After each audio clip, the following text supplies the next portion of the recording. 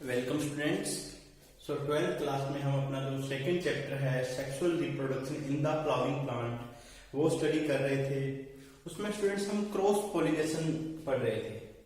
तो cross pollination की हमने एडेप्टेशंस या उसके एडवांटेज डिसएडवांटेजेस हमने स्टडी किए थे।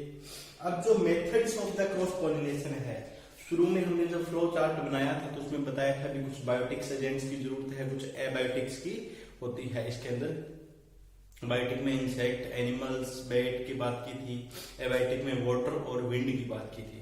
आज हम वो जो एजेंसीज है अलग अलग पॉलिनेशन के लिए, क्रॉस पॉलिनेशन के लिए जो मेथड या एजेंसीज रिक्वायर्ड होती है, उसमें जो अपनी फर्स्ट स्टडी कर रहे हैं एनीमोफिली।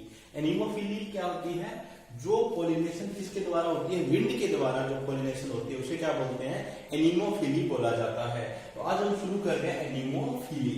स्टूडेंट्स, विंड पॉलिनेशन बहुत सारे प्लांट के अंदर, बहुत सारे फ्लावर के अंदर विंड की हेल्प से पोलन ग्रेन एंथर से स्टिग्मा तक पहुंचते हैं दूसरे फ्लावर के। क्रॉस पॉलिनेशन है ना, तो क्रॉस पॉलिनेशन में तो जेनेटिकली डिफरेंट फ्लावर के ऊपर जाएगा, तो वो दूसरे पे जाते हैं किसकी हेल्प से? विंड की हेल्प से। उस प्रकार की पॉलिनेशन को क्या बोलते हैं?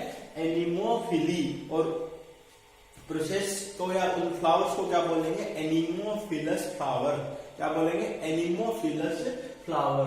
और स्टूडेंट, जो एनीमोफिलस फ्लावर होंगे ये क्या होते हैं? स्मॉल होते हैं, इनका वेट जो होगा लाइट वेट होंगे, ये नॉन स्टिकी होंगे, विंग्ड भी होते हैं कुछ टाइम। ये नोट कर लेना चाहिए। क्या क्या है? स्मॉल होते हैं, नॉन स्टिकी होते हैं, लाइट इन वेट होते हैं।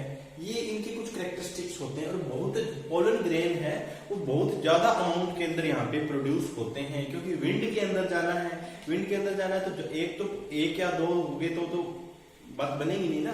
तो यहाँ पे थाउजेंड्स ऑफ 10,000, 20,000, 40,000, 50,000 कुछ प्लांट के अंदर 50,000 तक पोलन ग्रेन उससे ज्यादा भी प्रोड्यूस होते हैं, क्योंकि विंड में जाना है। और सबसे बड़ी बात होती है इसका जो एंथर होता है, एंथर वो वर्सेटाइल होता है। एंथर क्या होता है इनका students? Versatile in the nature. Versatile nature का मतलब स्टूडेंट्स यहाँ पे जैसे ये मान लो आपका फिलामेंट है, ये उसके ऊपर एंथर है, तो एंथर किधर भी ऐसे घूम सकता है, किसी प्रकार से भी, कहीं पे भी, यहाँ यहाँ यहाँ वर्सेटाइल। तो इनकी जो एंथर से जो पोलन ग्रेन रिलीज होते हैं वो नॉन डायरेक्शनल होते हैं, कोई भी इनकी डायरेक्शन नहीं होती, कोई भी डायरेक्शन नहीं होती।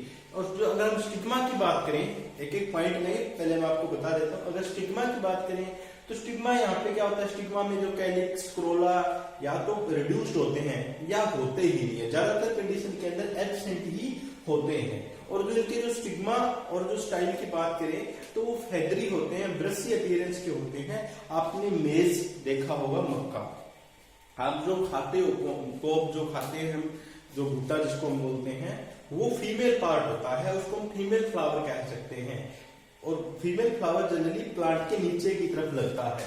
जैसे यहाँ पे बनाए प्लांट, एक ही बना देता हूँ यहाँ इस प्रकार से, जो ये मान लो जो कॉर्न लगा हुआ है, इसके बाद इस प्रकार से लीफ होते हैं यहाँ पे, और ये नीचे की तरफ होते हैं। और मेल की बात करें तो वो ऊपर की तरफ यहाँ प्रेजेंट होते हैं, ब्रश लाइन, ये भी इस प्रकार से ऊपर की तरफ प्रेजेंट होते हैं। यहाँ पे जो मेल पार्ट है इसका वो यहाँ प्रेजेंट होगा। काफी इनके बीच में एक डिस्टेंस होती है, तो यहाँ से जो पोलन ग्रेन रिलीज होगा वो जनरली किसके ऊपर जाएगा? दूसरे फ्लावर के ऊपर जाएगा, किसी भी डायरेक्शन में जा सकता है। और जब आप मक्का की बात कर रहे हैं, आप मेज की बात कर रहे हैं, जब आप खाते हो तो जब उसको खोलते हो तो ऊपरी ऊपर जो फेदरी इस प्रकार के जो आपको एयर लाइक स्ट्रक्चर से जो दिखाई देते हैं फेदर्स, वो क्या है? वो उसका फीमेल पार्ट है। वही तो स्टाइल एंड स्टिग्मा है इसका, ठीक है? स्टाइल और स्टिग्मा है। और जो आप दाने खा रहे हो वो उसके क्या है? ओव्यूल्स हैं। तो जितने पोलन वहां पे पोलन ग्रेन आते हैं, जितने स्टिग्मा स्टाइल होंगे उतने ही उसके अंदर क्या होते हैं? उसके अंदर दाने प्रेजेंट होंगे। ये नोट करने की बातें हैं, सिंपल से सुनने की बातें हैं, ठीक है? तो अब अगर इसके अंदर देखें तो यहाँ पे small flowers are the small encompasses non green and without scent. ये नॉन ग्रीन होते हैं, कोई भी इनके अंदर सेंस या मतलब कह सकते हैं फ्रेग्रेंस जो होती है किसी प्रकार का नेक्टर इनके अंदर नहीं होता। क्यों नहीं होता? क्योंकि विंड एक एबायोटिक एजेंट है। यहाँ पे फ्लावर्स को किसी भी प्रकार में ब्राइटली कलर्ड होने की या नेक्टर वाले फ्लावर्स होने की या सेंस फ्लावर होने की कोई यहाँ पे रिक्वायरमेंट नहीं है। तो ये नॉन ग्रीन फ्लावर्स होते हैं क्योंकि पॉलिनेट किससे हो रहे हैं? विंड से हो रहे हैं। विंड एक क्या है? एबायोटिक एजेंट है। जनरली जो बायोटिक एजेंट्स होंगे उनमें जो फ्लावर होंगे वो क्या होते हैं स्टूडेंट्स? वो फ्लावर्स होते हैं वो आपको कलर्ड मिलेंगे, ठीक है। दूसरा, pollens are present in large number. अभी मैंने आपको बताया था पोलन क्या होते हैं? लार्ज नंबर में प्रेजेंट होते हैं। दे आर द स्मॉल होते हैं, ड्राई होते हैं, लाइट इन वेट होते हैं, versatile and the dangling anther. Dangling anther का मैंने भी आपको बताया किसी भी डायरेक्शन में घूम सकते हैं, नॉन डायरेक्शन होते हैं, versatile and dangling anther. Light in weight होते हैं पोलन। उसके अलावा यहाँ पे आप लिख सकते हो पोलन जो होते हैं इसके अंदर नॉन स्टिकी होते हैं। नॉन स्टिकी का मतलब स्टिकी है वो चिपक जाएगा किसी के साथ, जैसे विंड के साथ जा रहा है उसको कोई भी और सरफेस मिल गया यहाँ पे चिपक जाएगा। तो वो नॉन स्टिकी होते हैं। वो ज्यादातर किसके पास पहुंचने की कोशिश करते हैं? स्टिग्मा तक ही पहुंचने की कोशिश करते हैं। तो ये नॉन स्टिकी भी होते हैं, बहुत ज्यादा नंबर में प्रोड्यूस होते हैं, छोटे होते हैं, ड्राई होते हैं, वेट इनका कम होता है, वर्सेटाइल एंड डेंगलिंग एंथर आपको बता दिया। ये इसके कैरेक्टरिस्टिक्स है। And sometime they are carried up to 1300 kilometre, इतनी दूरी तक ये जा सकते हैं, ठीक है। Next, stigma is feathery brushy mucilaginous to receive pollen.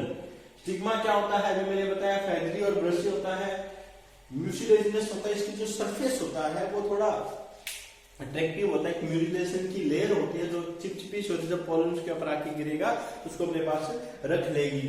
Pollen कहां से आ रहा है? विंड के द्वारा आ रहा है। तो ये इसके कैरेक्टरिस्टिक है। उसके अलावा मैंने बता दिया इसके अंदर जो कैलिक्स है या कोरोला है वो सारे क्या होते हैं इसके अंदर? या तो एब्सेंट होते हैं या क्या होते हैं स्टूडेंट्स? ये रिड्यूस्ड होते हैं। It is the completely non directional process.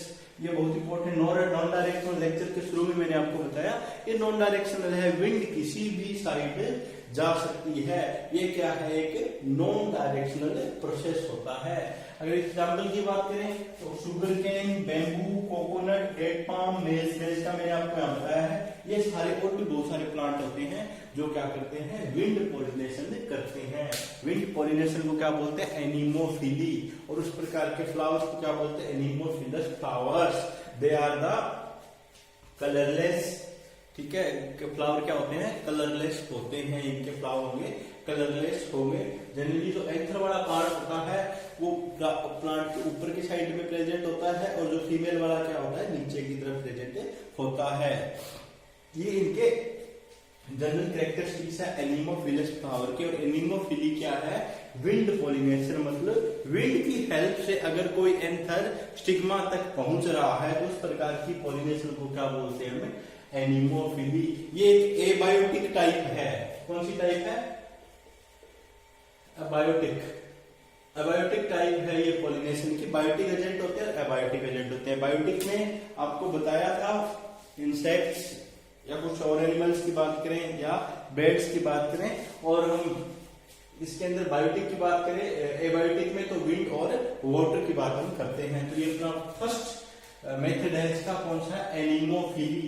Anemophily में आपने एग्जांपल से याद रखने हैं। उसके जो मेन जो पॉइंट जो आपको बताए हैं इसमें स्टिग्मा के कैरेक्टरिस्टिक्स बताए हैं। फेदरी, ब्रशी, म्यूसिलेजिनस कवरिंग यहाँ पे एक प्रेजेंट होती है पोलन को रिसीव करने के लिए।